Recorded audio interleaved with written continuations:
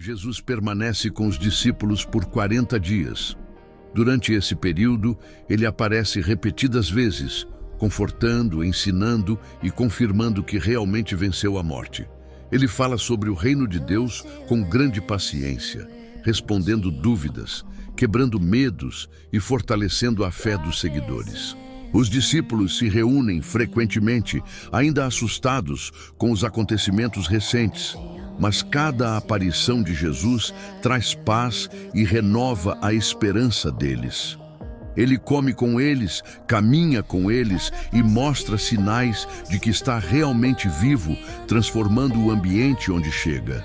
4:8. A promessa do Espírito Santo e a pergunta dos discípulos. Certo dia, Jesus reúne o grupo e dá uma ordem clara: não saiam de Jerusalém. Ele os instrui a esperar a promessa do Pai, o batismo com o Espírito Santo, algo totalmente novo que mudaria o mundo para sempre.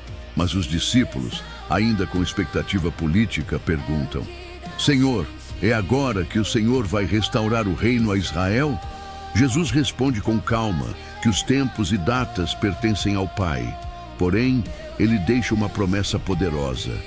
Eles receberão poder quando o Espírito Santo vier sobre eles e serão testemunhas até os confins da terra. A missão agora está clara e será global. 9:11. A ascensão de Jesus e a mensagem dos anjos.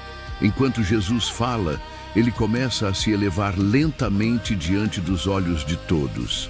Uma nuvem luminosa o envolve e ele desaparece no céu.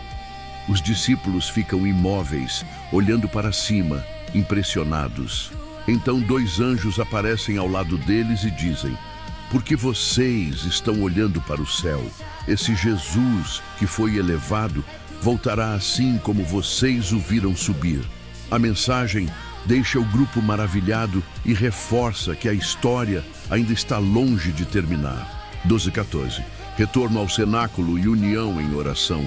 Eles descem o Monte das Oliveiras e retornam ao cenáculo em Jerusalém, onde costumavam se reunir. Ali estão Pedro, João, Tiago, André, Filipe, Tomé, Bartolomeu, Mateus, Tiago, filho de Alfeu, Simão, o Zelote e Judas de Tiago. Maria, mãe de Jesus, e várias mulheres também estão presentes, além dos irmãos de Jesus. Todos se unem numa só fé, dedicados à oração, aguardando o que Deus prometeu. O ambiente é de expectativa e reverência. 15:22. Pedro toma a palavra. É hora de escolher o substituto de Judas. Com cerca de 120 discípulos reunidos, Pedro se levanta. Ele explica que as Escrituras já haviam anunciado a queda de Judas e que era necessário escolher alguém para ocupar seu lugar. Alguém que tivesse estado com Jesus desde o batismo de João até a ascensão. Pedro relembra que Judas deixou sua função e destino por causa de sua própria escolha, e agora é preciso restaurar o número dos 12 como símbolo do novo povo de Deus. Em 23:26, Matias é escolhido como novo apóstolo. 2 nomes são indicados: José, chamado Barsabás ou Justo, e Matias. O grupo ora com sinceridade. Senhor, que conhece os corações de todos, mostra qual destes escolheste. Eles lançam sortes, e o resultado indica Matias, que é então contado entre os 12 apóstolos. A igreja continua aguardando a promessa do Espírito. Algo grandioso está prestes a acontecer. Atos 2, 1-4. O derramamento do Espírito Santo no Pentecostes. Chega o dia de Pentecostes e todos os discípulos estão reunidos no mesmo lugar, perseverando juntos, orando e esperando a promessa que Jesus havia feito. O ambiente é de expectativa, como se o céu estivesse prestes a se abrir. De repente, um som poderoso, semelhante ao de um vento impetuoso, invade a casa onde estavam. Não era um vento comum, mas algo sobrenatural, vindo diretamente de Deus. O som toma todo o ambiente, fazendo todos olharem ao redor com espanto. Então aparece algo ainda mais extraordinário. Línguas como de fogo, que que se dividem e pousam sobre cada um deles. Não era fogo que queimava, mas fogo que purificava, capacitava e marcava como sinal divino. E naquele momento, todos são cheios do Espírito Santo e começam a falar em outras línguas, línguas que eles nunca haviam estudado, conforme o Espírito concedia que falassem. 5:13. A multidão se reúne e fica confusa com os sinais. Em Jerusalém havia judeus de todas as nações, vindos para a festa. Ao ouvirem o som poderoso, a multidão corre para ver o que está acontecendo. Quando chegam, ficam totalmente perplexos. Cada um ouve os discípulos falando na sua própria língua de origem. Povos diferentes começam a comentar: partos, medos, elamitas, visitantes de Roma, gente da Capadócia, da Mesopotâmia, da Líbia, do Egito e de tantos outros lugares. Todos ouvem o Evangelho em seu idioma nativo. A admiração cresce. Alguns perguntam: como isso é possível? Todos eles não são galileus? Como os ouvimos falar sobre as grandezas de Deus na língua em que nascemos? Enquanto muitos ficam maravilhados e impressionados, outros zombam e tentam desmerecer o que veem. Eles beberam vinho demais. A confusão aumenta, até que Pedro se levanta com os 11. 14:21. Pedro discursa usando a profecia de Joel. Pedro ergue a voz com autoridade e pede atenção.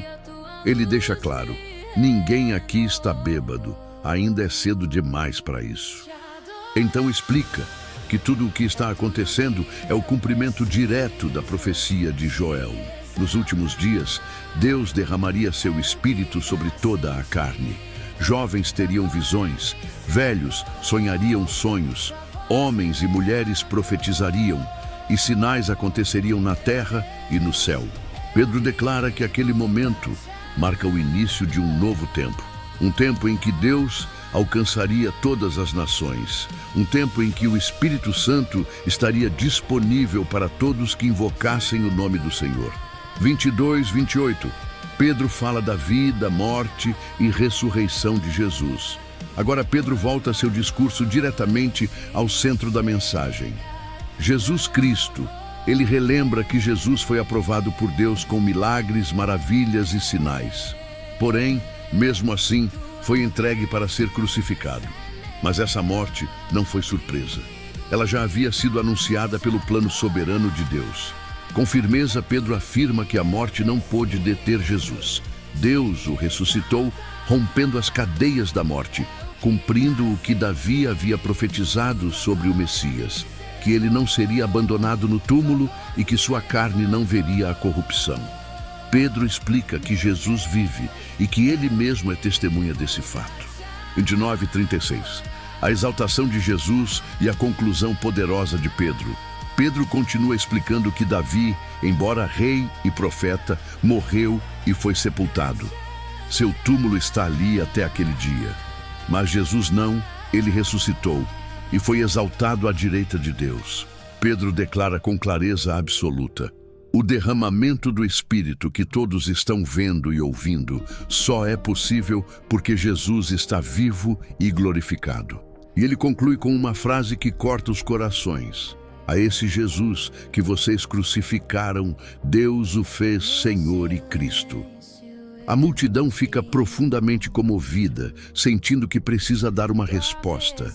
27:41. A conversão de 3.000 pessoas, atordoados e emocionados, muitos perguntam a Pedro e aos apóstolos: o que devemos fazer? Pedro responde: arrependam-se e sejam batizados em nome de Jesus Cristo para perdão dos pecados, e vocês receberão o dom do Espírito Santo. Ele explica que a promessa é para eles, para seus filhos e para todos os que ainda estão longe, todos quantos o Senhor chamar. Pedro continua falando com convicção, exortando-os a se afastarem daquela geração corrompida. E naquele mesmo dia, cerca de 3.000 pessoas aceitam a mensagem, se arrependem e são batizadas. A igreja nasce com força, unidade e poder. 42, 47, a vida da igreja, comunhão, milagres e crescimento diário.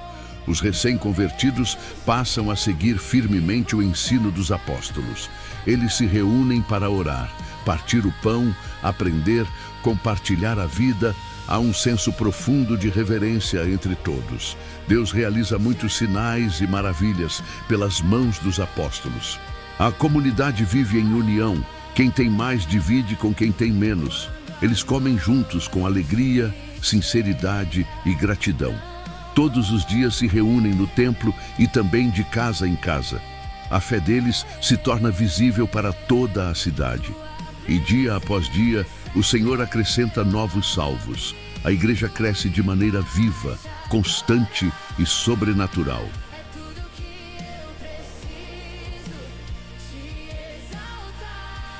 Atos 3, 1-3. Pedro e João encontram o homem aleijado na porta do templo. Era a hora da oração, por volta das 3 da tarde, quando Pedro e João sobem juntos ao templo.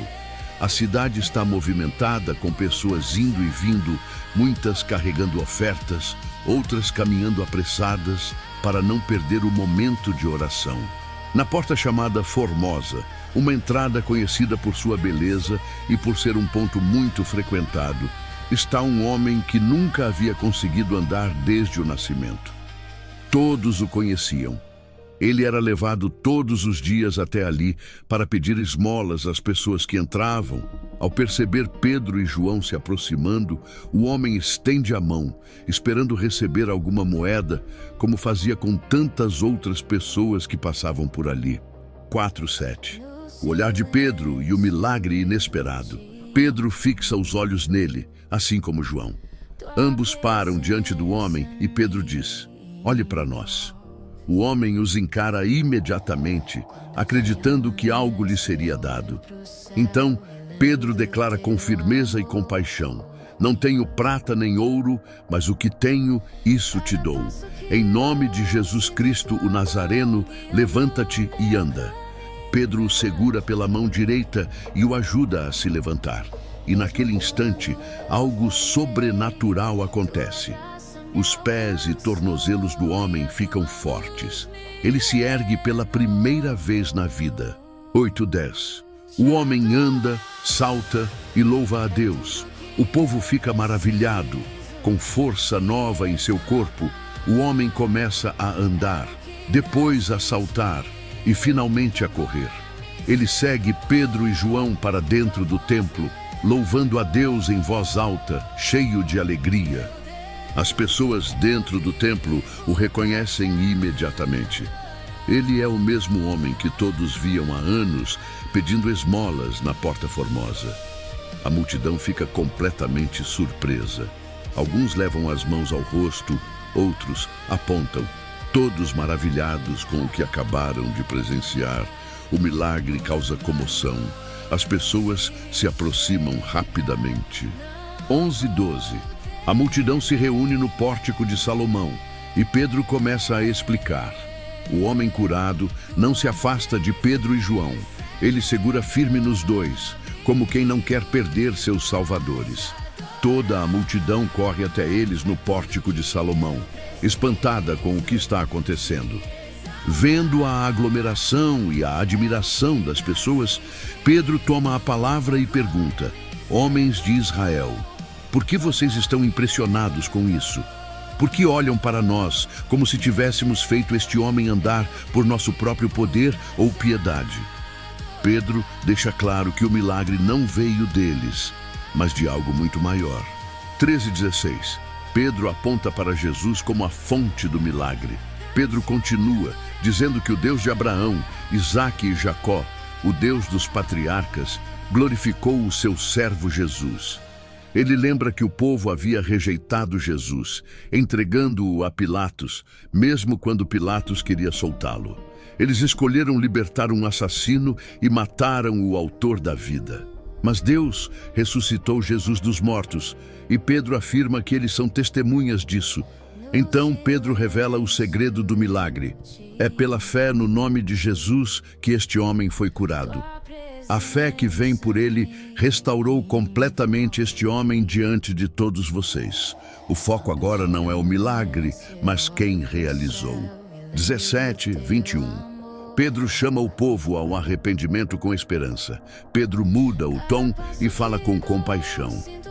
Eu sei que vocês agiram por ignorância, assim como seus líderes.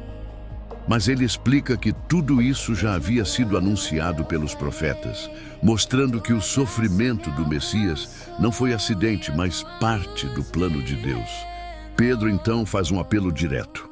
Arrependam-se e convertam-se, para que seus pecados sejam apagados.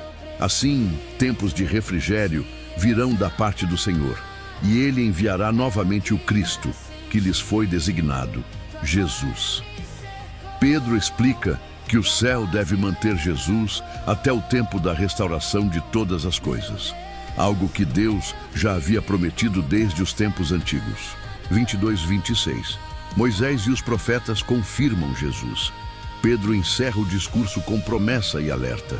Pedro lembra que Moisés havia anunciado que Deus levantaria um profeta semelhante a ele e que o povo deveria ouvir tudo o que ele dissesse. Quem não desse ouvido seria excluído do povo de Deus. Ele reforça que todos os profetas, desde Samuel, apontaram para aqueles dias. Pedro então declara que os judeus são os filhos dos profetas e da aliança que Deus fez com Abraão, dizendo: em tua descendência serão abençoadas todas as famílias da terra. E conclui: Deus enviou o seu servo primeiro a vocês para abençoá-los, fazendo cada um se afastar das suas maldades. A mensagem é clara. O milagre é um convite para a transformação. Atos 4:1-4. Pedro e João são interrompidos e presos por causa da mensagem. Enquanto Pedro ainda está falando ao povo no pórtico do templo, anunciando que Jesus é o Messias e explicando o milagre do homem curado, algumas autoridades religiosas começam a se aproximar rapidamente. Os sacerdotes, o capitão da guarda do templo e os saduceus ficam profundamente irritados, porque os apóstolos estão ensinando que Jesus ressuscitou dos mortos, algo que os saduceus rejeitavam completamente. Sem permitir que Pedro e João terminem, eles os interrompem e mandam prendê-los. A multidão fica indignada e surpresa, porque muitos estavam ouvindo, aceitando e se maravilhando com a mensagem.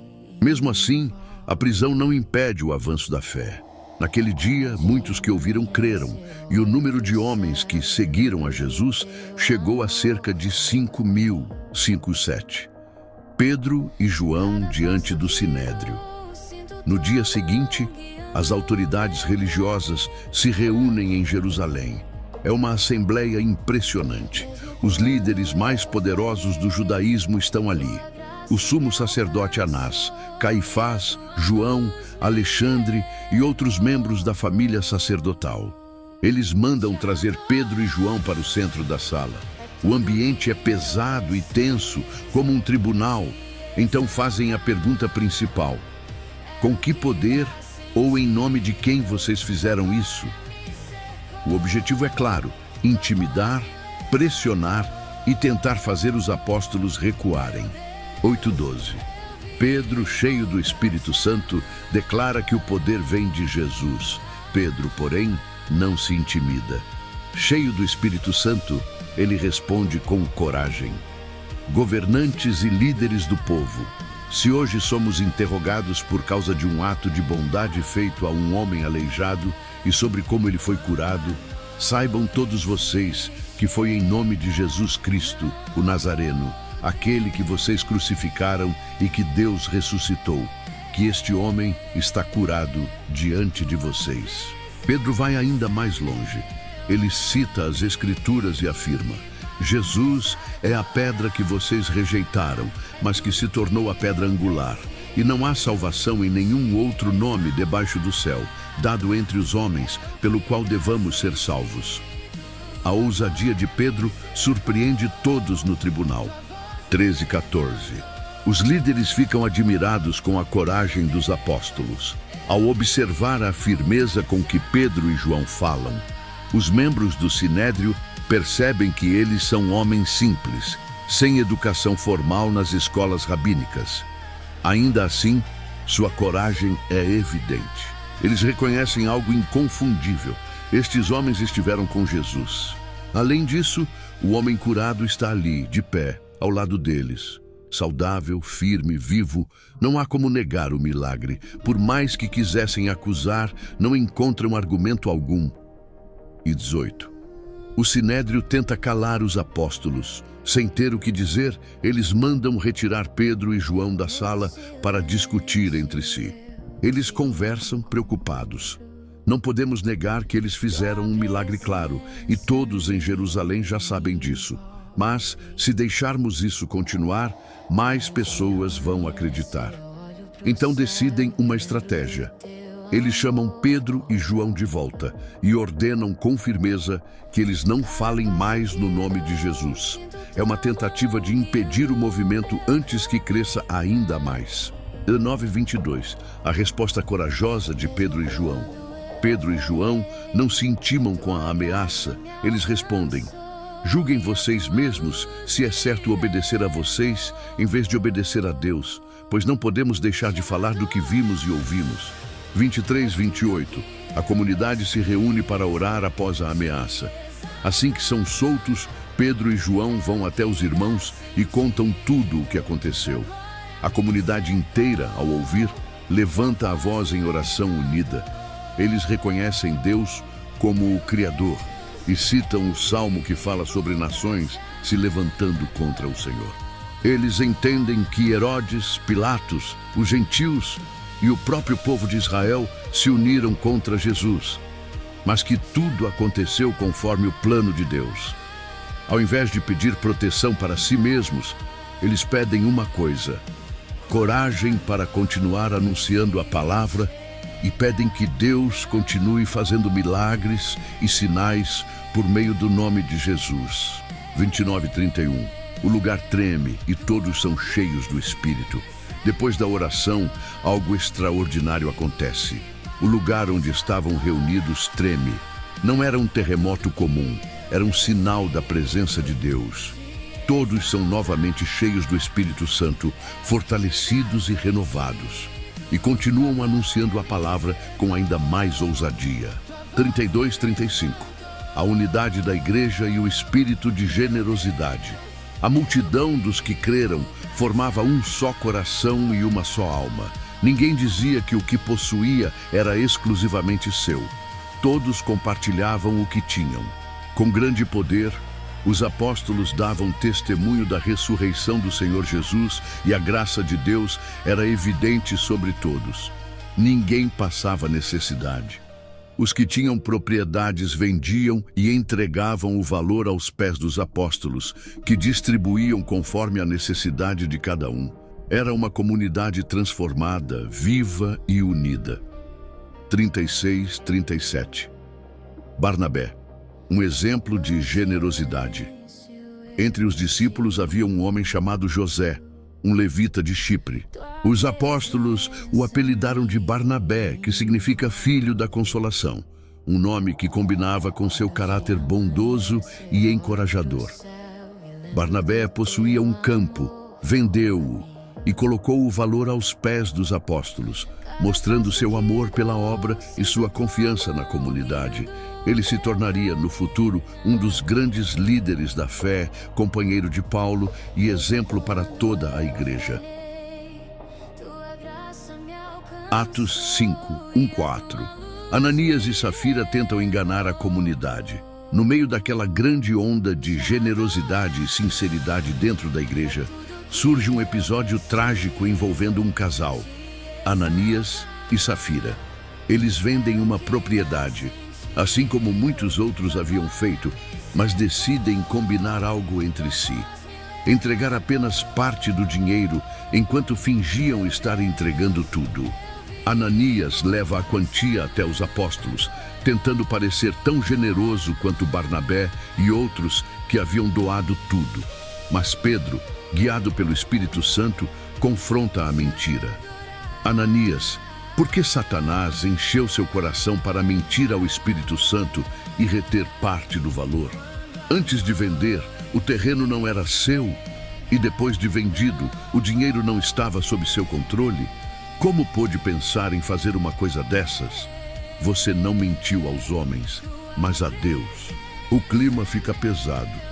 Não é sobre o dinheiro, mas sobre a falsa aparência, a tentativa de enganar Deus e a comunidade. 5:6. A queda repentina de Ananias. Assim que ouve as palavras de Pedro, Ananias cai no chão e morre imediatamente. O impacto é enorme. Os jovens da comunidade se aproximam, envolvem seu corpo, levam-no para fora e o sepultam. Um temor profundo toma conta de todos que ouviram o que aconteceu. 7:10. Safira chega sem saber o que ocorreu e enfrenta a mesma verdade. Cerca de 3 horas depois, Safira entra sem saber do destino de seu marido. Pedro pergunta diretamente: diga-me, foi este o valor pelo qual vocês venderam o terreno? Ela confirma a mentira, repetindo o combinado com Ananias. Então Pedro diz: como vocês tiveram coragem de se colocar de acordo para tentar o Espírito do Senhor?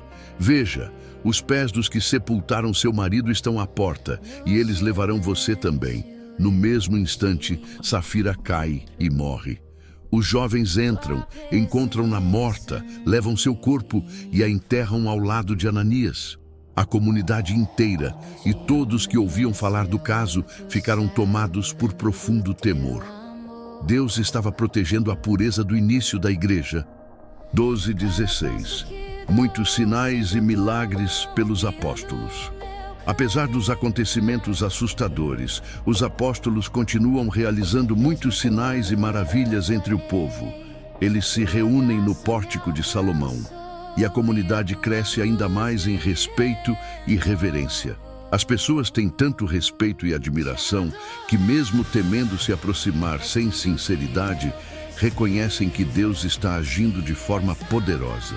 A multidão traz os enfermos para as ruas, colocando-os em macas e esteiras, esperando que ao menos a sombra de Pedro passasse sobre eles. E muitos são curados dessa forma. De cidades ao redor de Jerusalém, as pessoas vêm trazendo enfermos e pessoas dominadas por espíritos malignos, e todos são curados. A ação de Deus se torna visível e incontrolável. 17:18. Os apóstolos são presos novamente. A popularidade dos apóstolos e o poder que operava através deles incomodam profundamente os líderes religiosos, especialmente os saduceus, que ficam cheios de inveja. Eles mandam prender todos os apóstolos e os colocam na prisão pública. A intenção é controlar, intimidar e parar o avanço da fé, mas isso não seria suficiente. E 19:21. Um anjo do Senhor liberta os apóstolos e lhes dá uma ordem. Durante a noite, um anjo do Senhor aparece na prisão. Ele abre as portas com facilidade, sem barulho, sem chamar atenção, e conduz os apóstolos para fora. O anjo dá uma instrução clara: vão ao templo e continuem anunciando ao povo todas as palavras desta vida. Pela manhã, quando o dia amanhece, os apóstolos estão novamente no templo, ensinando com ousadia, como se nada tivesse acontecido. 22:26. A prisão está vazia, os líderes ficam confusos. Os sacerdotes e o conselho se reúnem e mandam buscar os apóstolos na prisão. Mas quando os oficiais chegam, encontram algo inacreditável. A prisão está fechada, os guardas estão lá, mas não há ninguém dentro. Eles voltam assustados para informar o conselho. Enquanto tentam entender o que aconteceu, chega alguém dizendo: aqueles homens que vocês prenderam estão no templo ensinando o povo.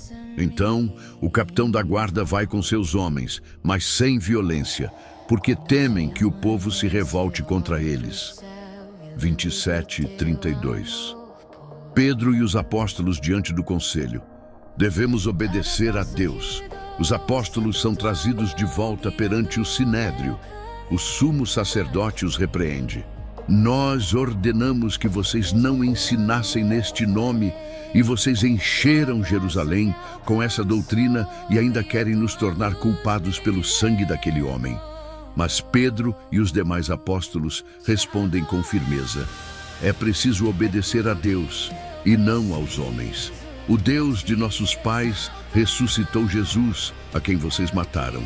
Deus o exaltou como príncipe e salvador, para dar arrependimento e perdão. Nós somos testemunhas dessas coisas, e também o Espírito Santo, que Deus dá aos que lhe obedecem.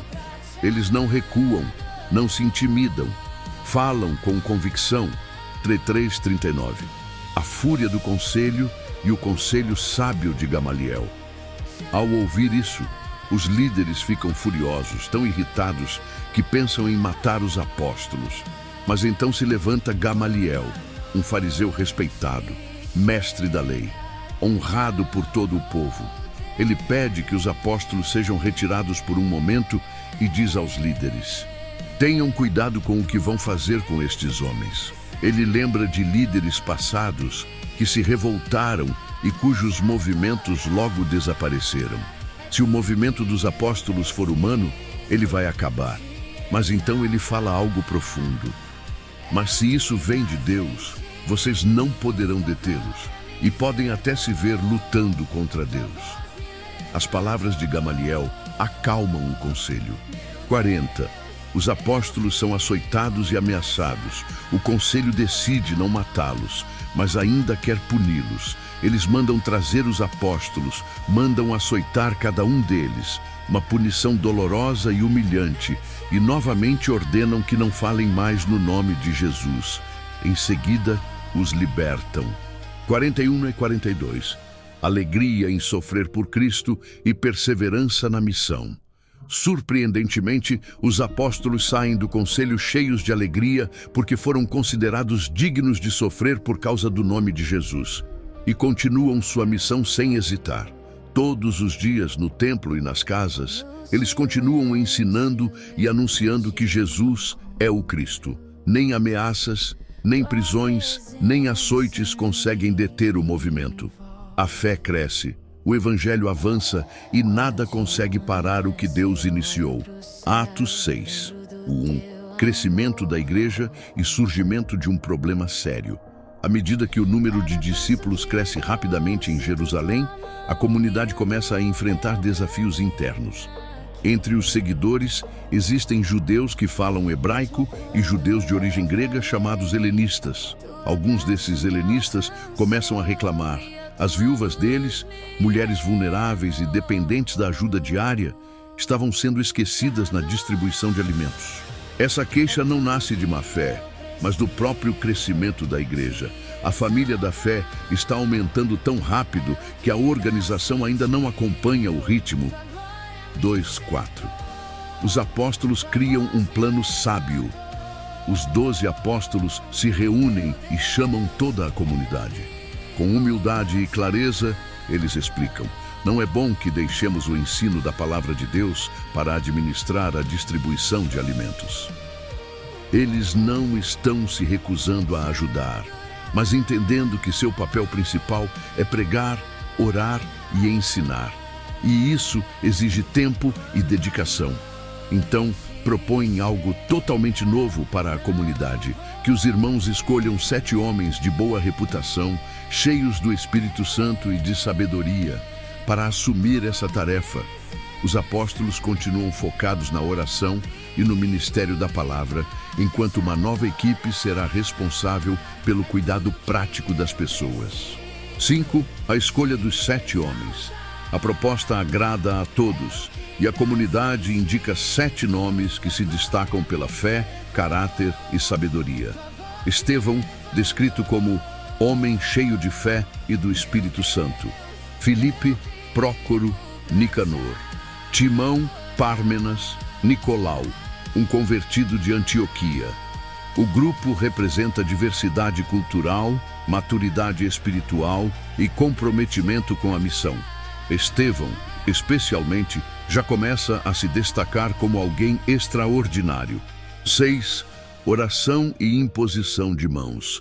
os 7 escolhidos são apresentados aos apóstolos. Num momento de reverência e unidade, os apóstolos oram por eles e impõem as mãos, abençoando e consagrando esses homens ao serviço. É um marco histórico. Nasce oficialmente o que muitos consideram o primeiro grupo de diáconos da igreja, pessoas dedicadas a servir. 7.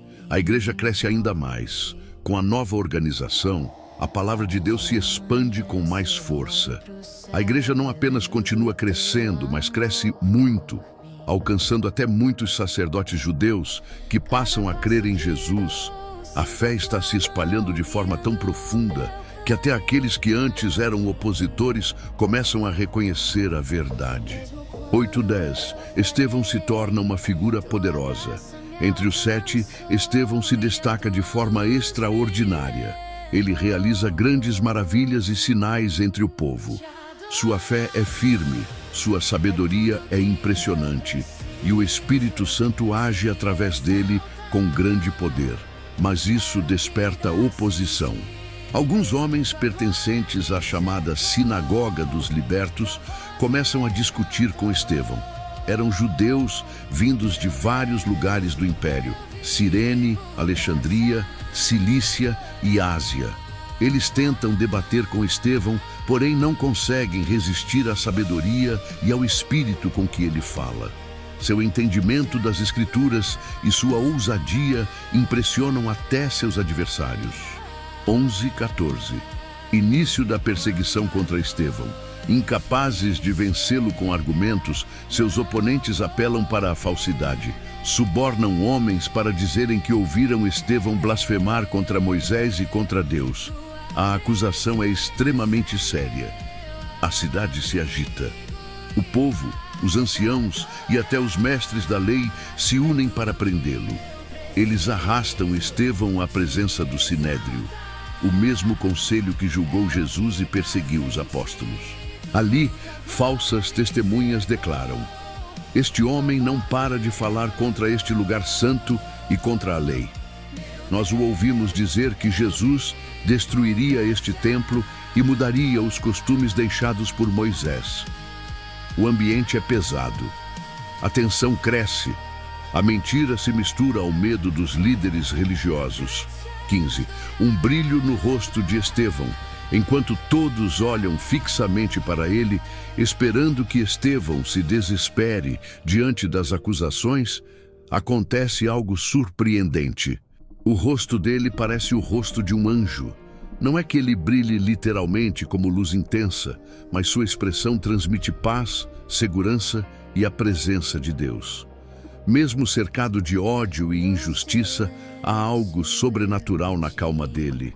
É o prenúncio de que algo grandioso e dramático está prestes a acontecer no capítulo seguinte. Atos 7. 1. O sumo sacerdote inicia o julgamento. O sinédrio está reunido. O ambiente é pesado, cheio de líderes religiosos tensos, orgulhosos e convictos de que Estevão é culpado. O sumo sacerdote olha fixamente para ele e faz a pergunta que dará início à defesa mais poderosa da história da igreja. É verdade isso? Silêncio absoluto. E então, Estevão, cheio do Espírito Santo, começa um discurso que atravessa séculos. Ele não fala para se defender, mas para revelar a verdade. 2:8. Estevão conta a história começando de Abraão. Ele inicia lembrando como Deus chamou Abraão ainda na Mesopotâmia. Abraão vivia entre povos idólatras quando o Senhor lhe disse para sair da terra natal e partir para o lugar que ele mostraria. Abraão obedeceu sem saber para onde estava indo. Deus prometeu dar aquela terra aos descendentes dele, mesmo antes de Abraão ter filhos. Prometeu também que esse povo seria estrangeiro em terra alheia e sofreria opressão por 400 anos, mas que ele mesmo os libertaria. E Deus selou essa promessa com a aliança da circuncisão. Abraão gerou Isaque, Isaque gerou Jacó, e Jacó teve 12 filhos, as 12 tribos de Israel. Estevão está mostrando que tudo começou com um Deus que chama, conduz e cumpre promessas. 9:16. José, vendido pelos irmãos, exaltado por Deus, Estevão então fala sobre José. Os patriarcas, movidos por inveja, vendem José como escravo para o Egito, mas Deus estava com ele. José passa pela injustiça, prisão e humilhação, mas Deus o exalta, tornando-o governador do Egito. Quando a fome assola a região, Jacó envia seus filhos para buscar alimento. Eles encontram José, mas não o reconhecem de imediato. Na segunda viagem, José se revela aos irmãos e a família inteira se muda para o Egito. A mensagem é clara. Mesmo quando os homens rejeitam alguém, Deus pode levantá-lo para cumprir seus planos. 17:22. A história avança até Moisés. O tempo passa. As promessas feitas a Abraão se aproximam de se cumprir. O povo multiplica-se no Egito, até que surge um novo faraó que não conhecia José. Esse faraó oprime os israelitas e ordena matar todos os bebês do sexo masculino. É nesse cenário que nasce Moisés. Ele é escondido por 3 meses e depois colocado num cesto sobre o rio Nilo. A filha de Faraó encontra o bebê, se compadece e cria Moisés como seu próprio filho. Ele cresce educado em toda a sabedoria dos egípcios, poderoso em palavras e obras. 23:29. Moisés tenta agir por conta própria. Quando Moisés tem 40 anos, decide visitar seus irmãos hebreus. Ao ver um egípcio maltratando um israelita, ele reage e mata o agressor, pensando que seus irmãos entenderiam que Deus o enviara para libertá-los. Mas eles não entendem. No dia seguinte, Moisés tenta apaziguar uma briga entre 2 hebreus, mas um deles responde: "Quem te colocou como líder e juiz sobre nós?"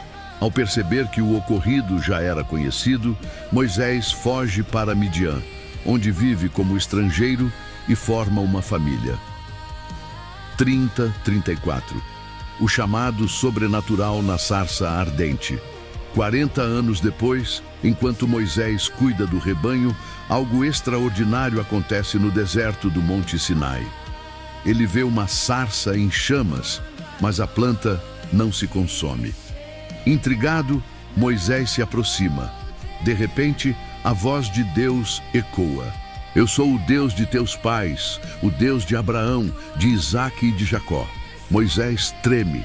Deus continua: "Tire as sandálias dos pés, porque o lugar em que você está é santo." Então o Senhor diz que viu a opressão do povo no Egito e está enviando Moisés para libertá-los. 35:38. O libertador rejeitado é o mesmo que Deus envia. Estevão mostra algo profundo. O mesmo Moisés que os israelitas rejeitaram, dizendo: "Quem te colocou como líder?" Foi exatamente aquele que Deus enviou como líder, libertador e profeta. Moisés realiza sinais e maravilhas no Egito, no Mar Vermelho e durante 40 anos no deserto. E foi Moisés quem disse. 39:43. A rebeldia de Israel no deserto. Mesmo depois de serem libertos pelo poder de Deus, os israelitas resistem à liderança de Moisés. Eles voltam o coração ao Egito, pedem ídolos, fazem um bezerro de ouro, oferecem sacrifícios a deuses falsos.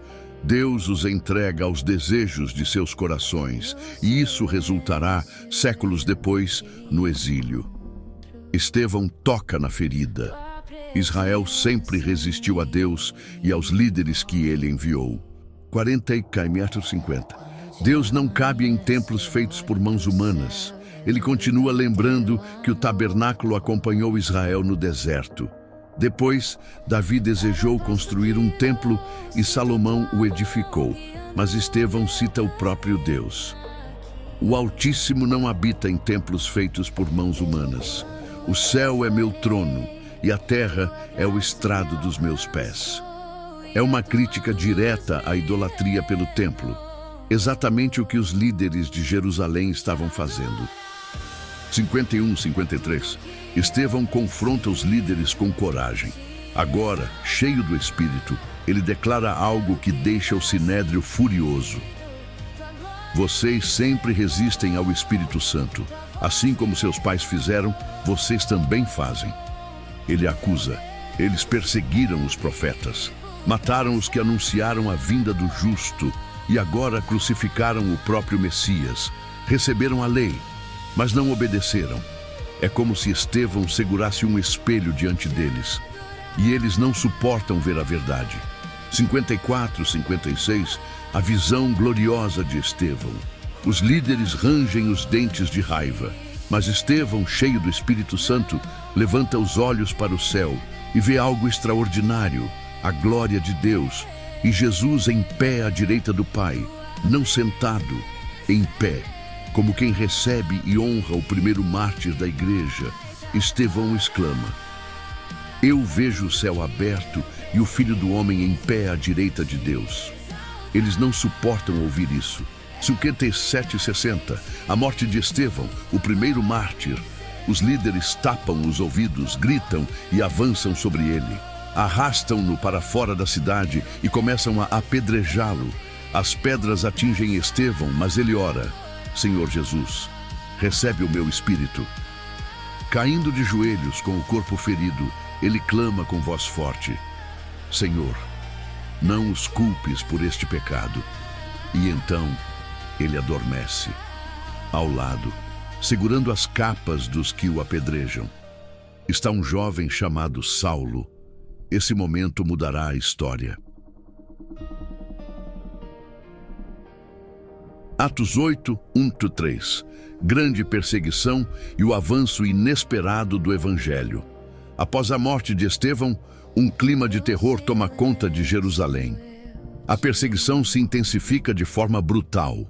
Os líderes religiosos decidem eliminar a fé cristã enquanto ainda pode ser contida. Um jovem fariseu chamado Saulo, cheio de zelo religioso e convicção cega, assume um papel central nessa perseguição. Ele não está satisfeito em apenas aprovar a morte de Estevão.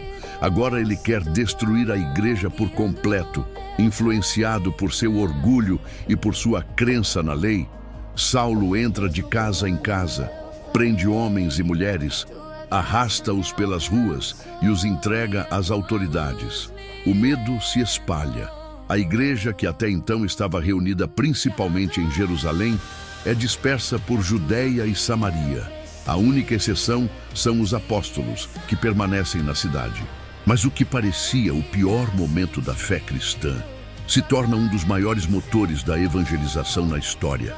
A perseguição empurra os discípulos para fora e eles vão anunciando a palavra por onde passam. 4:8. Filipe em Samaria. Milagres, libertações e grande alegria. Entre os que se espalham está Filipe, um dos 7 homens escolhidos junto com Estevão. Ele vai para Samaria, uma região desprezada pelos judeus, e começa a pregar Cristo com ousadia. As multidões prestam atenção às suas palavras, não apenas pela mensagem, mas também pelos sinais impressionantes que acontecem. Espíritos impuros saem de muitas pessoas. Paralíticos e coxos são curados. Milagres se multiplicam. A cidade, antes marcada por confusão espiritual e engano, agora é tomada pela alegria. Onde Jesus chega, os corações e as ruas mudam. 9:13. Simão, o mágico, fica maravilhado com o poder real de Deus. Nessa cidade vive um homem chamado Simão, conhecido como mágico ou feiticeiro. Ele enganava o povo com artes ocultas e muitos o consideravam alguém cheio de poder.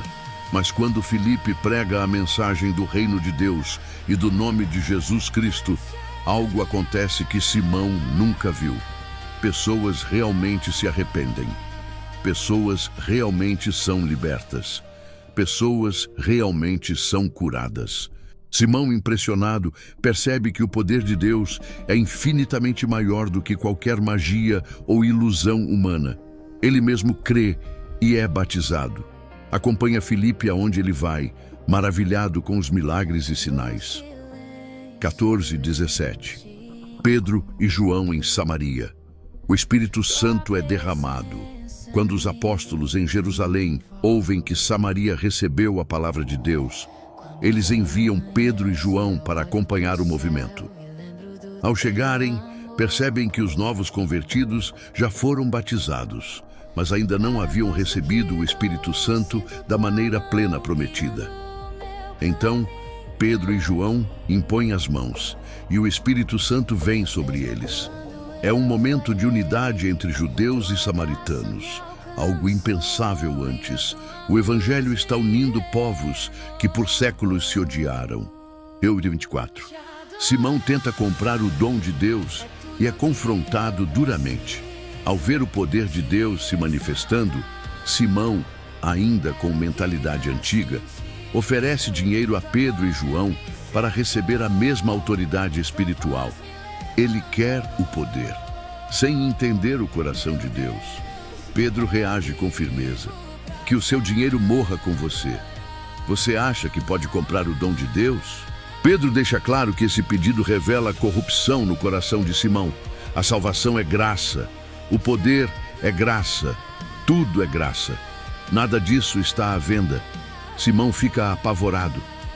Ele não discute, não tenta se defender. Apenas implora que os apóstolos orem para que nada daquelas palavras se cumpra contra ele. É um momento de disciplina espiritual, mas também de misericórdia. 25. O Evangelho continua avançando. Depois de cumprir sua missão em Samaria e anunciar a palavra em várias aldeias samaritanas, Pedro e João retornam a Jerusalém.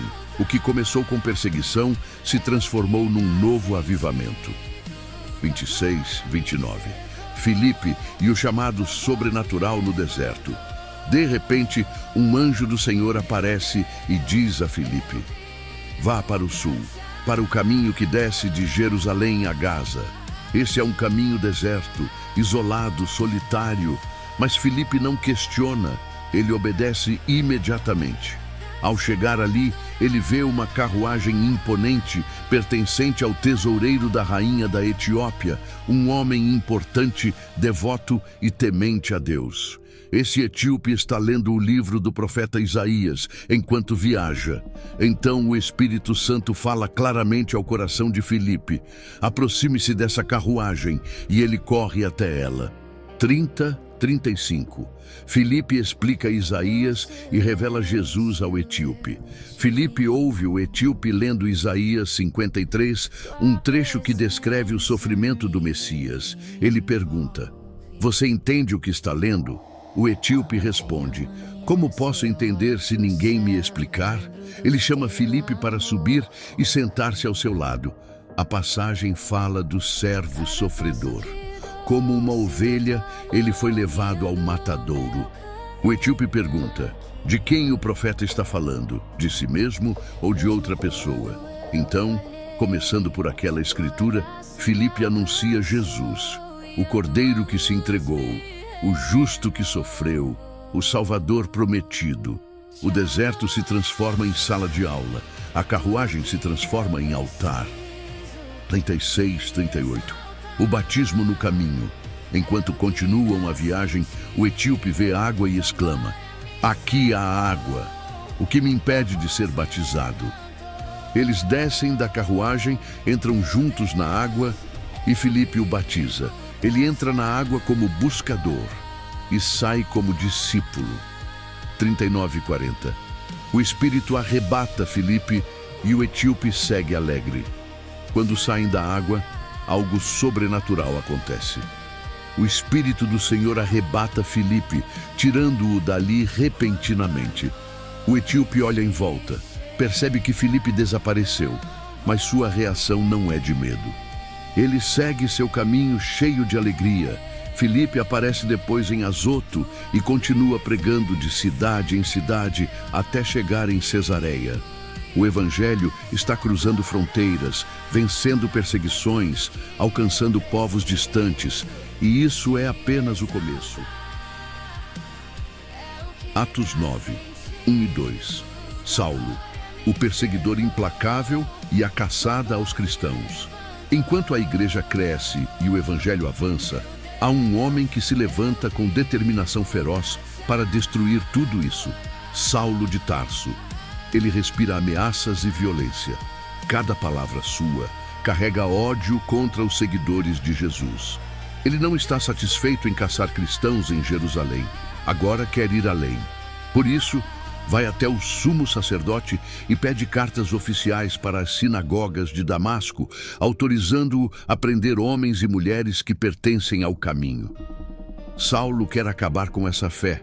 Ele quer destruir todo o movimento que proclama Jesus como o Messias.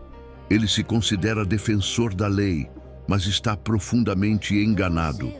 Sua viagem a Damasco é uma missão de guerra. Mas Deus está prestes a interromper esse caminho de forma surpreendente. 3:6. A luz do céu e o encontro que muda tudo. Quando Saulo está se aproximando de Damasco, algo acontece de forma repentina e avassaladora.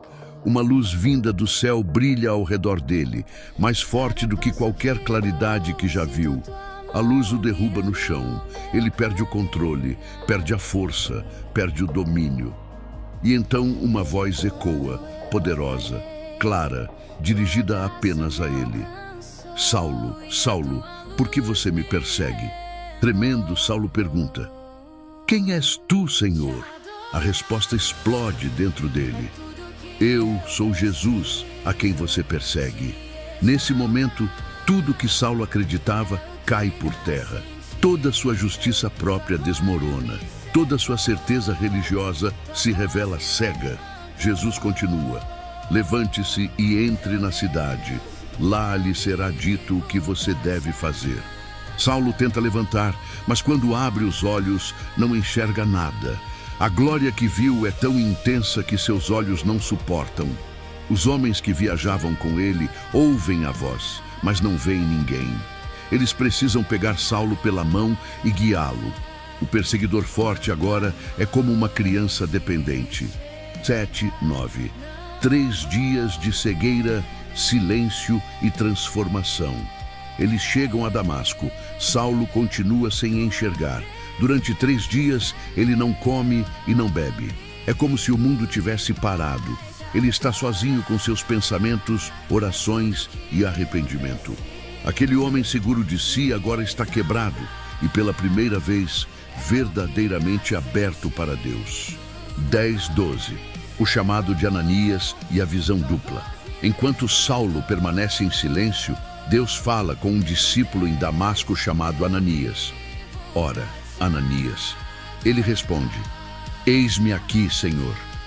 O Senhor diz: Vá à rua chamada Direita, na casa de Judas, e procure um homem de Tarso chamado Saulo. Ele está orando.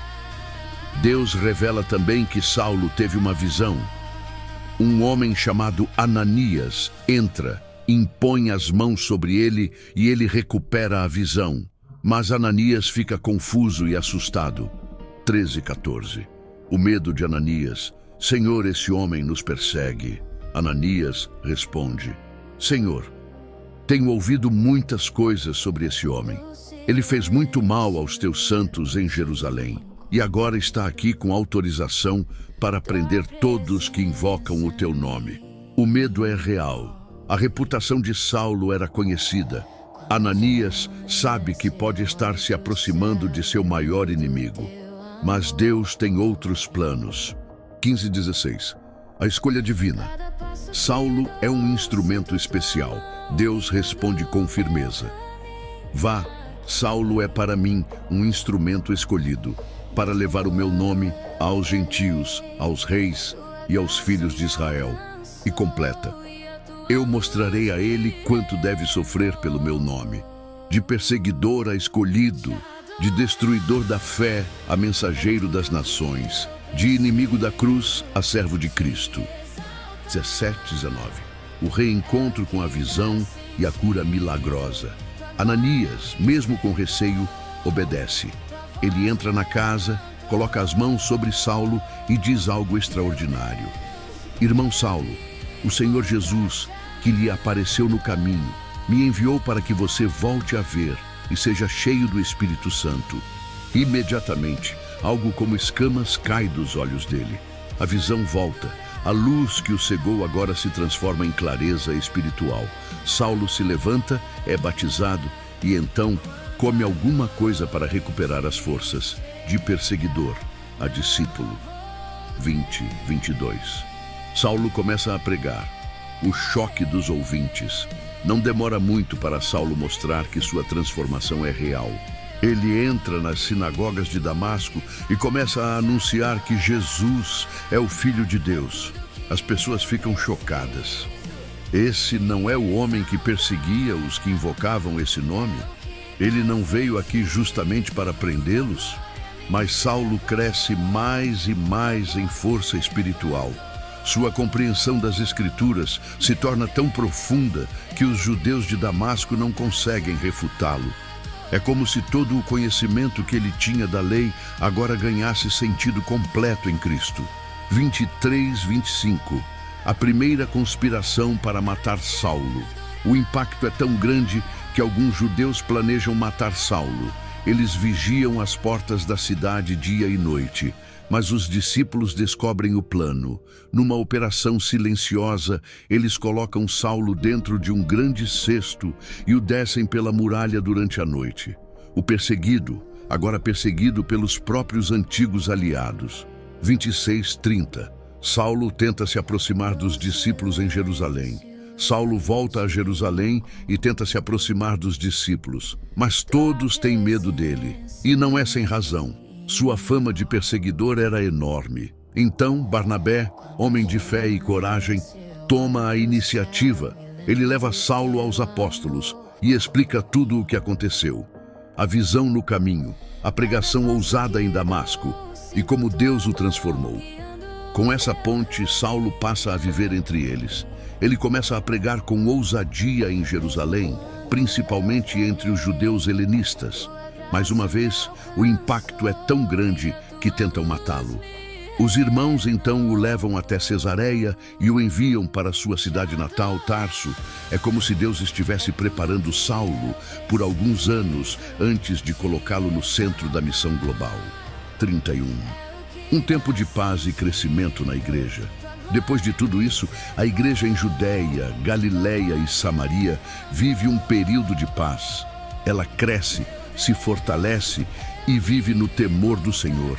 E o Espírito Santo continua a consolar, guiar e multiplicar os discípulos. 32-35. Pedro cura Enéas em Lida. Enquanto isso, Pedro também continua sua missão. Ao visitar os santos em Lida, ele encontra um homem chamado Enéas, paralítico há 8 anos. Pedro olha para ele e declara: Enéas, Jesus Cristo te cura. Levante-se e arrume o seu leito. Na mesma hora, Enéas se levanta. A notícia se espalha por toda a região e muitos se convertem ao Senhor. 36-41. A ressurreição de Tabita, Dorcas, em Jope. Em Jope, há uma discípula chamada Tabita, ou Dorcas, conhecida por suas obras de bondade e caridade. Ela adoece e morre. A igreja, desesperada, manda chamar Pedro. Quando ele chega, as viúvas ao redor mostram as roupas que Dorcas costurava. Era uma mulher de coração gigante. Pedro manda todos saírem, ajoelha ao lado do corpo e ora. Depois diz: Tabita, levante-se. Ela abre os olhos. Vê Pedro. Senta-se. Pedro a ajuda a se levantar e a apresenta viva à comunidade. A notícia corre por toda a cidade e muitos creem no Senhor. 42-43. Pedro permanece em Jope. Pedro fica em Jope por muitos dias, hospedado na casa de um homem chamado Simão, o curtidor. Esse detalhe parece pequeno, mas está preparando o cenário para o capítulo seguinte, quando Deus vai abrir definitivamente as portas da fé para todas as nações. Atos 10, 1-8. Cornélio, um homem que busca a Deus, recebe uma visão surpreendente. Em Cesareia vive um centurião romano chamado Cornélio, comandante de 100 soldados. Embora seja romano e não judeu, ele teme a Deus, é generoso com os necessitados e ora constantemente. Numa tarde, enquanto orava, Cornélio tem uma visão clara.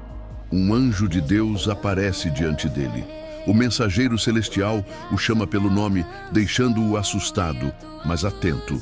O anjo diz que Deus viu suas orações e ofertas e que agora ele deve enviar homens até Jope para buscar um homem chamado Simão, chamado Pedro, que está hospedado na casa de um curtidor chamado Simão, perto do mar.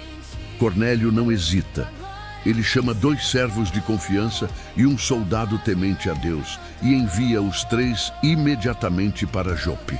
9:16. Pedro ora e recebe uma visão misteriosa sobre pureza e inclusão. No dia seguinte, enquanto os enviados de Cornélio estão a caminho, Pedro sobe ao terraço da casa para orar ao meio-dia. Com fome, ele espera a refeição e, nesse momento, cai em um estado de visão. Pedro vê o céu aberto e algo como um grande lençol descendo, segurado pelas 4 pontas. Dentro dele há todo tipo de animais, quadrúpedes, répteis e aves. Uma voz diz: "Levanta-te, Pedro, mata e come." Pedro recusa: "De jeito nenhum, Senhor. Nunca comi algo impuro ou proibido." A voz responde com firmeza: "Não chame de impuro aquilo que Deus purificou." Isso acontece 3 vezes. Depois, o lençol é recolhido ao céu. Pedro fica profundamente confuso, sem entender o que Deus está querendo mostrar. 17:23. A chegada dos enviados e a orientação do Espírito Santo. Enquanto Pedro pensa sobre o significado da visão, o Espírito Santo fala com ele: "3 homens estão aí procurando você. Desça e vá com eles sem hesitar, pois eu os enviei." Pedro desce, encontra os homens enviados por Cornélio e descobre o motivo da visita. Cornélio, um homem justo e temente a Deus, recebeu a ordem de chamá-lo. Pedro os acolhe e oferece hospedagem para aquela noite, algo que já demonstra que Deus está quebrando barreiras culturais entre judeus e gentios. 20:33. O encontro histórico entre Pedro e Cornélio. No dia seguinte, Pedro parte para Cesareia com alguns irmãos judeus. Cornélio os espera, ansioso, e já reuniu sua família e amigos próximos. Quando Pedro entra, Cornélio se ajoelha aos seus pés, mas Pedro o levanta imediatamente, dizendo: "Levante-se, eu também sou apenas um homem." Pedro, olhando ao redor, percebe a grande quantidade de gentios reunidos. Ele confessa que, segundo a tradição judaica, não era permitido a um judeu entrar na casa de um gentio, mas completa: "Deus me mostrou que eu não devo chamar ninguém de impuro ou indigno." Cornélio explica que há 4 dias teve a visão e que todos ali estão preparados para ouvir tudo o que Deus mandou Pedro dizer. 34:43. Pedro anuncia Jesus para pessoas que nunca ouviram o Evangelho. Pedro começa seu discurso com uma verdade poderosa: "Agora eu entendo que Deus não faz acepção de pessoas." Ele fala sobre Jesus, como ele foi ungido pelo Espírito Santo, fez o bem, curou os oprimidos, morreu na cruz e ressuscitou ao 3º dia. Pedro explica que Jesus foi visto por testemunhas, que ele é o Senhor de todos e que todos os profetas anunciaram que quem crê nele recebe perdão dos pecados. 44:48. O Espírito Santo desce sobre gentios pela primeira vez. Enquanto Pedro ainda está falando, algo extraordinário acontece. O Espírito Santo desce sobre todos que estão ouvindo. Os judeus que acompanharam Pedro ficam maravilhados. Gentios estão recebendo o Espírito da mesma forma que eles receberam em Pentecostes. Eles falam com ousadia e glorificam a Deus. Pedro então declara: "Se Deus lhes deu o mesmo Espírito que a nós, quem somos nós para impedir?" E ordena que todos sejam batizados em nome de Jesus Cristo. Cornélio e sua casa tornam-se oficialmente parte da família da fé. Um marco que muda toda a história da igreja. Atos 11:1-3. A notícia chega a Jerusalém e gera questionamentos. Os apóstolos e os irmãos que estavam na Judéia logo ficam sabendo que pessoas gentias, não judias, haviam recebido a palavra de Deus e o Espírito Santo. Isso gera espanto e preocupação. pois até então muitos acreditavam que apenas judeus podiam participar da fé cristã. Quando Pedro volta a Jerusalém, alguns dos irmãos judeus mais conservadores o confrontam. Eles dizem: "Você entrou na casa de homens incircuncisos e comeu com eles." O tom é sério e Pedro percebe que precisa explicar detalhadamente tudo o que aconteceu. 4:14. Pedro conta a visão e revela como Deus conduziu tudo. Pedro então narra desde o início. Conta sua visão em Jope, o lençol descendo do céu cheio de animais considerados impuros, a voz dizendo: "Mata e come", sua recusa e a resposta celestial: "Não chame impuro aquilo que Deus purificou." Ele explica que isso aconteceu 3 vezes, reforçando que era algo de grande importância. Em seguida, Pedro relata que 3 homens enviados por Cornélio chegaram exatamente naquele momento e que o Espírito Santo o orientou diretamente. Vá com eles sem hesitar. Ele descreve a ida a Cesareia, o encontro com Cornélio e como o centurião também teve uma visão de um anjo que o mandou chamar Pedro para ouvir palavras que trariam salvação a ele e a toda a sua casa. Tudo estava claramente sendo guiado pelo próprio Deus. 15:18. O Espírito Santo confirma a decisão divina. Pedro continua: "Quando eu comecei a falar, o Espírito Santo desceu sobre eles, assim como desceu sobre nós no princípio." Isso deixa a assembleia surpresa. Pedro lembra das palavras de Jesus: "João batizou com água, mas vocês serão batizados com o Espírito Santo." Então Pedro conclui: "Se Deus deu a eles o mesmo dom que deu a nós, quem sou eu para impedir a obra de Deus?" Ao ouvir isso, a comunidade em Jerusalém se acalma. Eles glorificam a Deus e dizem: "Então, Deus concedeu também aos gentios o arrependimento para a vida." A igreja finalmente entende que o plano de Deus é maior do que imaginavam. 19:21. O Evangelho chega a novos lugares e cresce entre gentios.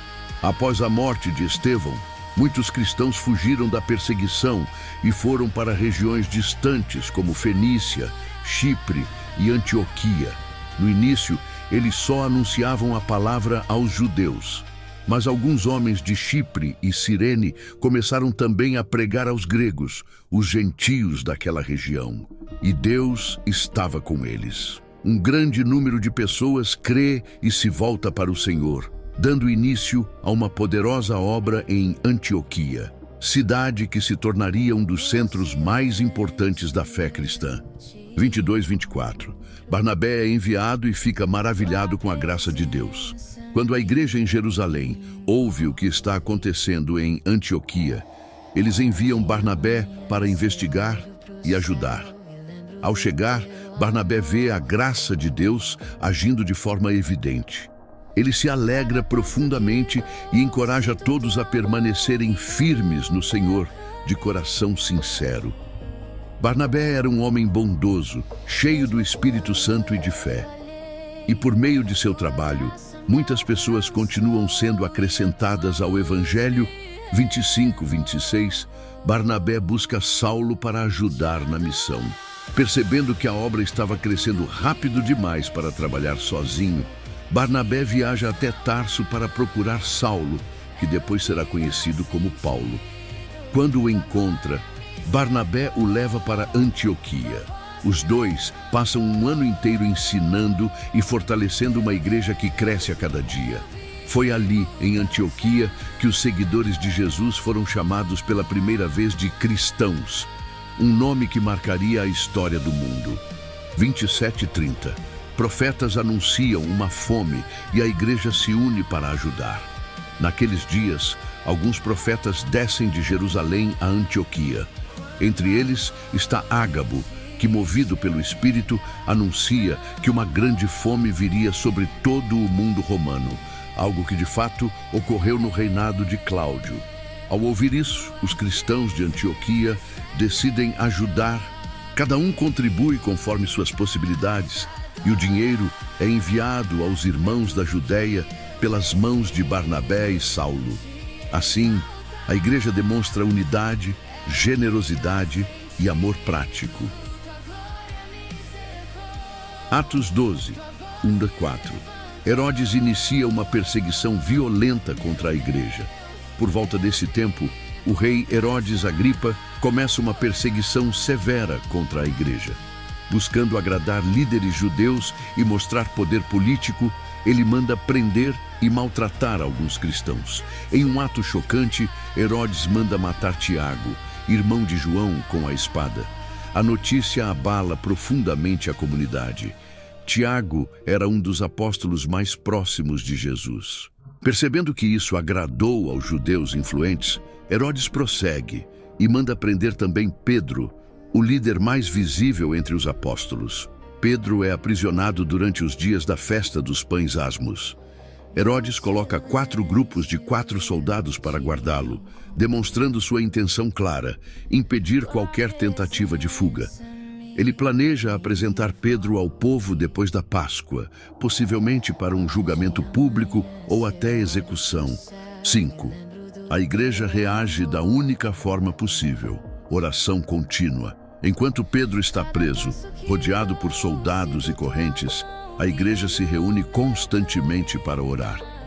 Não são orações rápidas, são vigílias, clamores, reuniões cheias de lágrimas e fé. Eles sabem que o único que pode salvar Pedro agora é Deus. 6:10. O anjo do Senhor liberta Pedro de maneira sobrenatural. Na noite anterior ao julgamento, Pedro dorme entre 2 soldados acorrentado pelos pulsos. 2 outros guardas vigiam a porta da prisão. A situação parece totalmente sem saída, mas de repente uma luz intensa brilha dentro da cela. Um anjo do Senhor aparece ao lado dele. O anjo toca Pedro no lado e diz: "Levanta-te depressa." As correntes caem imediatamente de suas mãos, sem que ninguém as toque. O anjo continua: "Coloca o cinto, calça as sandálias, agora põe a capa e segue-me." Pedro obedece, ainda sem entender se aquilo era real ou apenas uma visão. Eles passam pelo primeiro e pelo segundo posto de guardas, e ninguém percebe nada. Quando chegam ao grande portão de ferro que dá para a cidade, o portão se abre sozinho, como se obedecesse à ordem do céu. Pedro segue o anjo por uma rua, e então o anjo desaparece. 11. Pedro percebe: Deus o salvou de forma milagrosa. Somente nesse momento, Pedro recupera totalmente a consciência. Ele diz para si mesmo: "Agora sei, de fato, que o Senhor enviou seu anjo para me libertar das mãos de Herodes e de tudo o que o povo judeu esperava." A morte que parecia certa foi cancelada pelo poder de Deus. 12:17. Pedro vai à casa onde a igreja ora, e ninguém acredita que seja ele. Pedro se dirige à casa de Maria, mãe de João Marcos, onde muitos irmãos estavam reunidos orando por ele. Ele bate na porta e uma serva chamada Rode vai atender. Quando ela ouve a voz dele, fica tão emocionada que nem abre a porta. Ela corre para dentro dizendo: "Pedro está lá fora, é ele." Mas os irmãos não acreditam. Eles dizem: "Você está fora de si." E quando Rode insiste, respondem: "Então deve ser o anjo dele." Pedro continua batendo até que finalmente abrem a porta. Quando o veem, ficam completamente perplexos. Pedro faz um sinal para que se acalmem e explica detalhadamente como o Senhor o libertou da prisão. Ele pede: "Avisem isso a Tiago e aos irmãos." Em seguida, ele deixa o local para se esconder em outro lugar mais seguro. 18:19. Herodes fica furioso ao descobrir a fuga. Quando amanhece, a prisão entra em pânico. Os soldados procuram por Pedro em todos os lugares, mas ele simplesmente desapareceu. Herodes manda investigar rigorosamente e, como ninguém encontra explicação, ordena a execução dos guardas. Depois disso, Herodes viaja da Judéia para Cesareia, onde fica por algum tempo. 20:23. Herodes se exalta e Deus o julga. Herodes fica irritado com os povos de Tiro e Sidom, que dependiam dos suprimentos vindos do território dele. Eles tentam fazer as pazes, pedindo ajuda com a mediação de Blasto, um funcionário importante. Em um dia marcado para um pronunciamento, Herodes veste suas roupas reais, senta-se no trono e faz um discurso cheio de pompa. O povo, tentando agradá-lo, grita: "É voz de Deus e não de homem." Herodes aceita a adoração. Ele não dá glória a Deus. Então, imediatamente, um anjo do Senhor o fere por causa de sua arrogância. Ele cai, gravemente atingido. Pouco tempo depois, morre em profunda humilhação. Aquele que tentou destruir a igreja é destruído pela própria mão de Deus. 24:25. A palavra de Deus continua crescendo. Enquanto Herodes cai, o evangelho se levanta. A palavra de Deus cresce, se espalha e alcança ainda mais pessoas. Barnabé e Saulo completam sua missão de auxílio aos irmãos da Judéia e retornam, levando consigo João Marcos. Atos 13, Tanes 1:3. A igreja em Antioquia recebe uma ordem direta do Espírito Santo. Na vibrante igreja de Antioquia, um grupo de líderes espirituais servia ao Senhor com jejum e oração. Entre eles estavam Barnabé, Simeão, chamado Níger, Lúcio de Cirene, Manaém, que havia crescido junto com Herodes o tetrarca, e Saulo. Esse ambiente era cheio de fervor espiritual. Enquanto ministravam ao Senhor, o Espírito Santo fala claramente, uma ordem que mudaria o curso da história cristã. Separem para mim Barnabé e Saulo para a obra a que os tenho chamado. A igreja não hesita. Eles jejuam novamente, impõem as mãos sobre os dois e os enviam. Esse momento marca o início da primeira grande viagem missionária da igreja.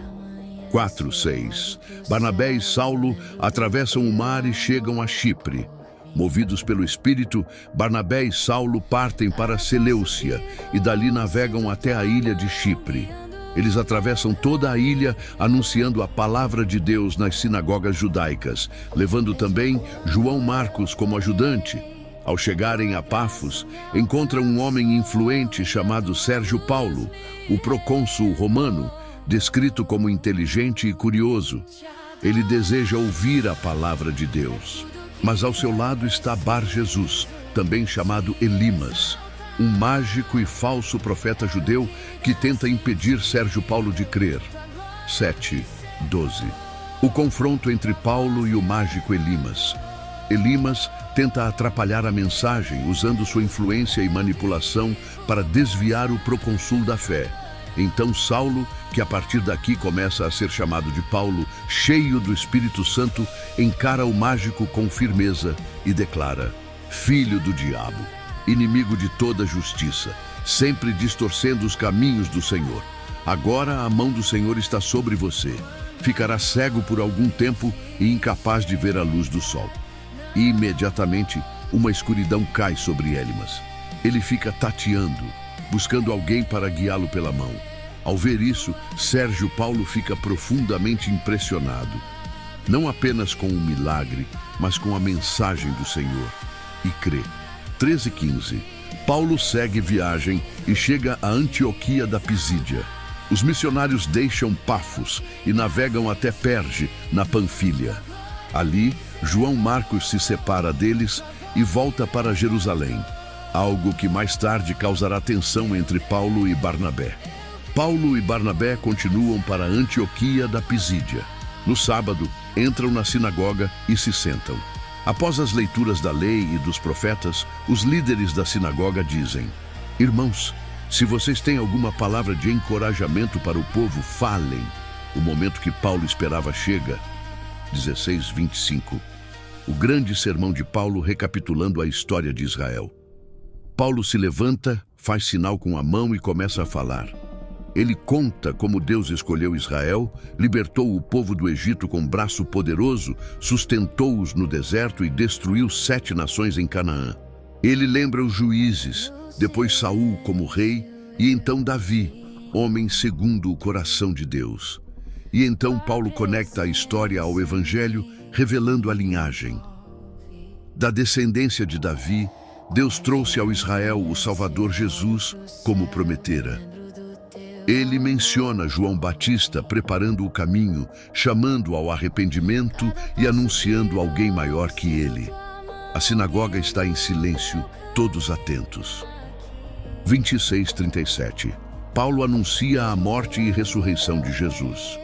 Paulo diz que os líderes de Jerusalém não reconheceram Jesus nem entenderam as profecias e por isso o condenaram. Mesmo sem encontrarem motivo para a morte, pediram a Pilatos que ele fosse executado. Jesus foi sepultado, mas Deus o ressuscitou.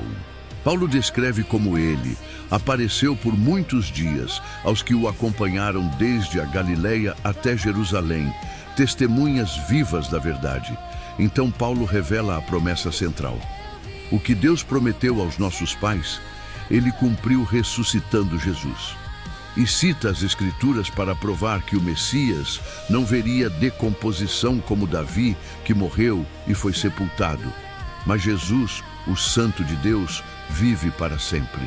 38:41. O chamado à fé e ao perdão. Paulo então anuncia a grande nova. Por meio de Jesus, o perdão dos pecados é anunciado a vocês. Ele declara que pela fé em Cristo, todos são justificados de coisas das quais a lei de Moisés jamais poderia justificar. Ele também adverte, citando os profetas: cuidado para que não aconteça com vocês o que foi dito. Olhem, desprezadores, admirem-se e pereçam. Era um chamado urgente para não rejeitar a salvação. 42:44. A cidade inteira quer ouvir mais. Ao final da pregação, muitos judeus e prosélitos seguem Paulo e Barnabé, pedindo que eles voltem no sábado seguinte para falar novamente. No sábado seguinte, quase toda a cidade se reúne para ouvir a palavra de Deus. Judeus, gentios, curiosos, famílias inteiras. A mensagem se espalha rápido. 45:47. Os judeus se opõem. Paulo anuncia o foco nos gentios. Quando os líderes judeus veem a multidão enorme, ficam cheios de inveja. Contradizem Paulo e o insultam abertamente, mas Paulo e Barnabé respondem com coragem. Era necessário anunciar a vocês primeiro a palavra de Deus, mas já que a rejeitam, vamos agora aos gentios. E citam a profecia.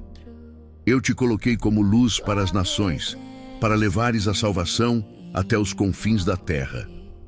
O plano de Deus se amplia diante de todos. 48:49. Os gentios se alegram e a palavra se espalha. Ao ouvir isso, os gentios celebram e glorificam a mensagem do Senhor. Muitos creem, e a palavra de Deus se espalha por toda a região. O evangelho rompe fronteiras culturais e avança. 50:52. Perseguição, expulsão e alegria no Espírito Santo. Mas os líderes judeus instigam mulheres influentes e autoridades da cidade. A oposição cresce rapidamente e Paulo e Barnabé são expulsos do território. Eles sacodem o pó dos pés como sinal contra eles e seguem para Icônio. Mesmo diante da perseguição, os discípulos que ficam na cidade permanecem cheios de alegria e do Espírito Santo.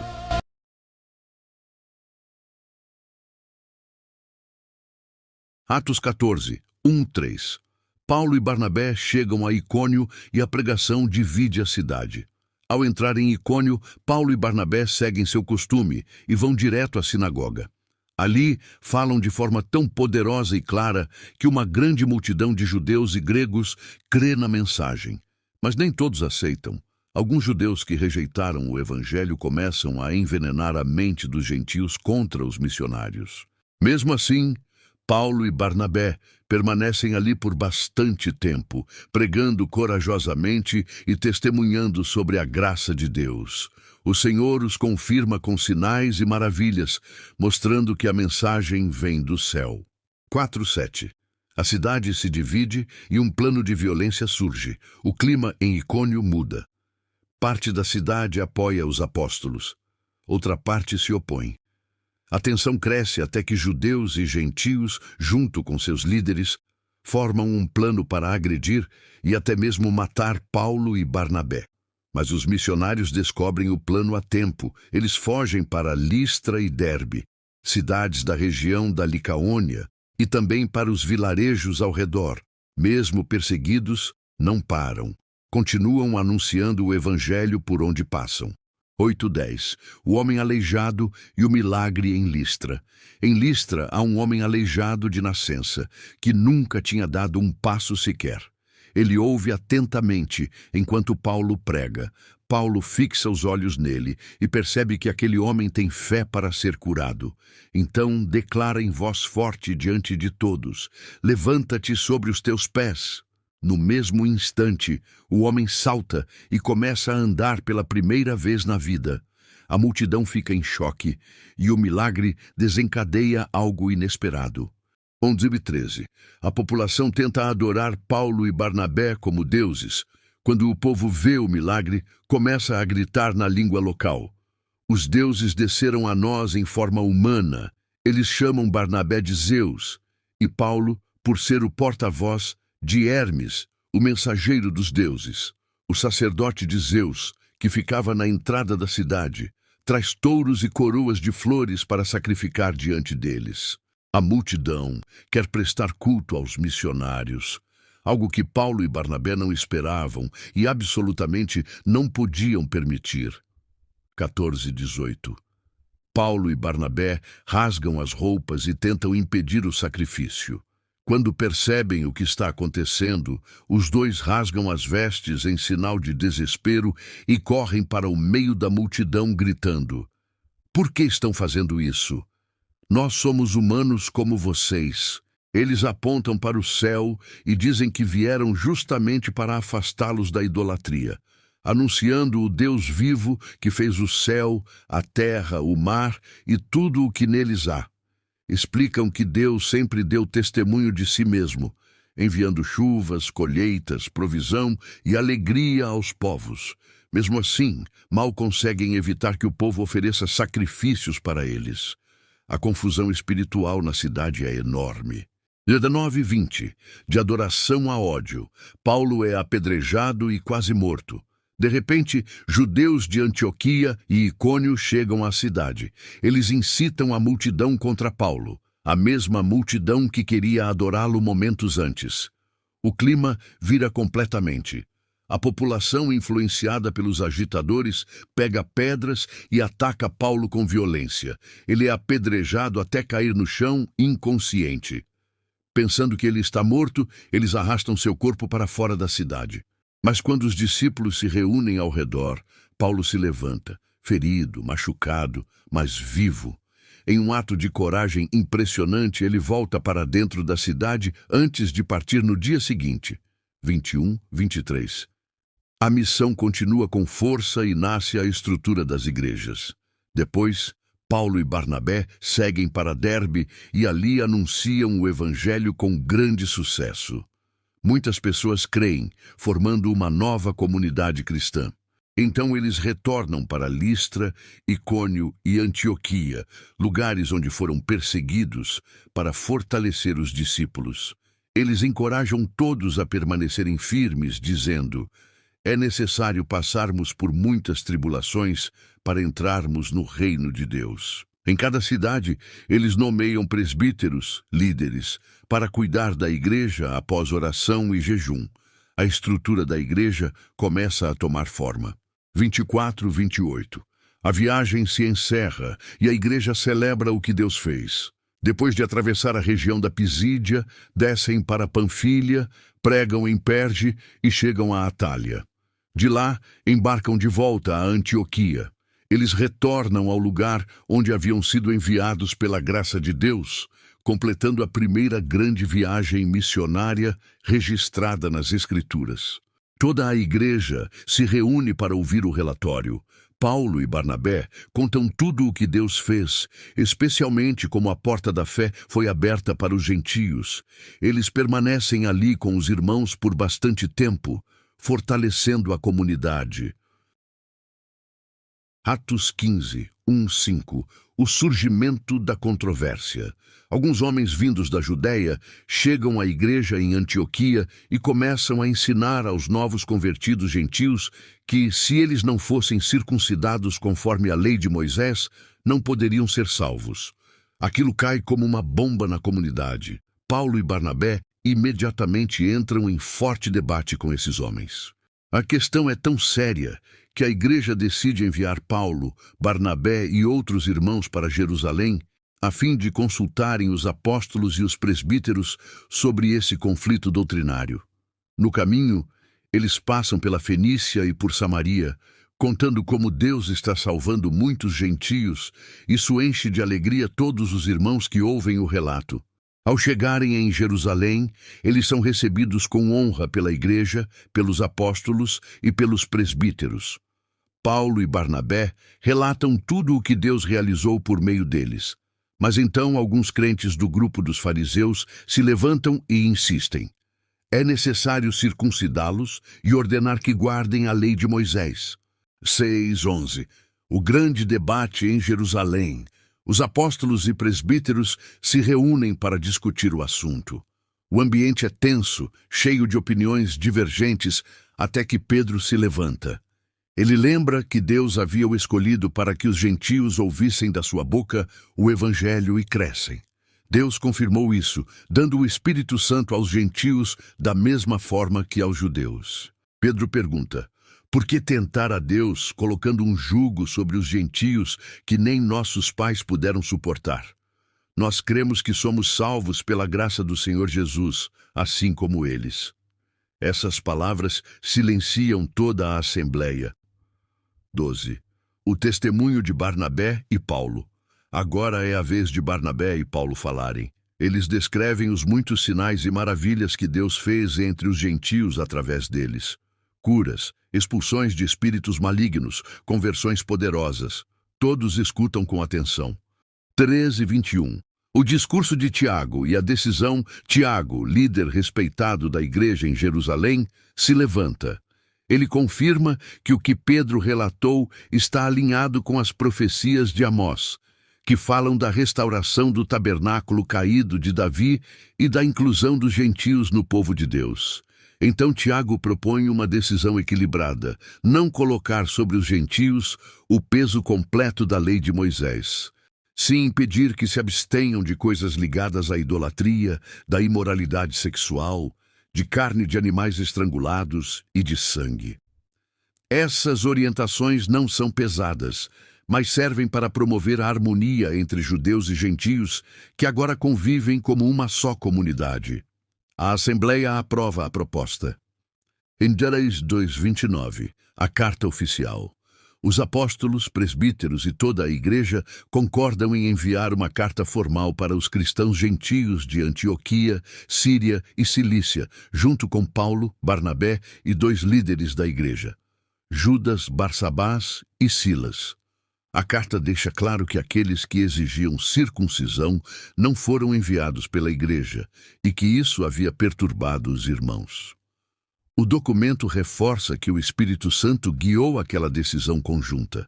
Nenhum peso seria colocado sobre os gentios, além das recomendações essenciais.